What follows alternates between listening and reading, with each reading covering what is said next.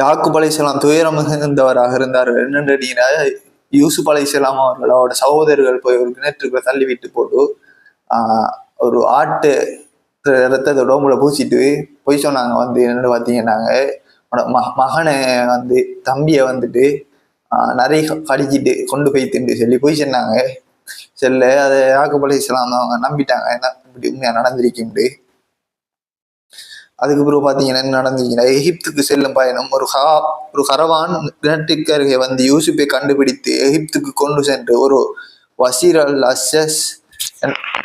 அசீஸ் என்பவரிடம் அடிமையாக விற்றார்.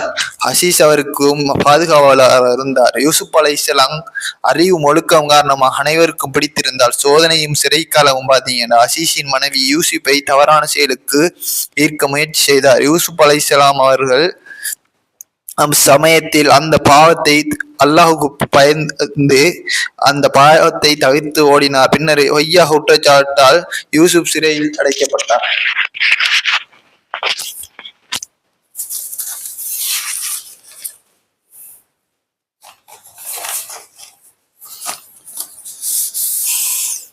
கனவுகளின் விளக்கம். சிறையில் இருந்த போது கைதிகளின் கனவுகளை சரியாக கூறி அவர்கள் விடுதலை ஆனார்கள். ஒரு நாள் எகிப்து மன்னன் பயங்கரமான கனவு கண்டார்.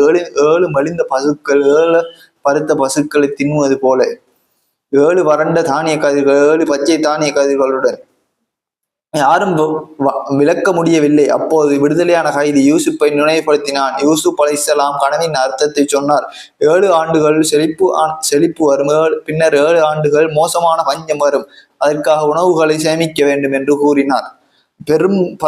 பெரும் பதவி எகிப்தின் உணவுத்துறை அமைச்சராகவும் பதவியேற்றார். மன்னன்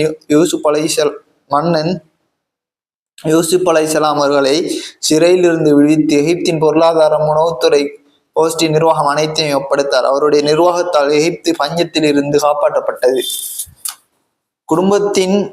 குடும்பத்துடன் ஒன்று சேர்ந்தது. பஞ்ச காலத்தில் யூசுப்பின் சகோதரர்கள் உணவு வாங்குவதற்காக எகிப்துக்கு வந்தனர். அவர்கள் யூசுப்பை அறியவில்லை. பின்னர் உண்மை வெளிப்படும் போது யூசுப் அவர்கள் அனைவரையும் மன்னித்து அழைத்தார்.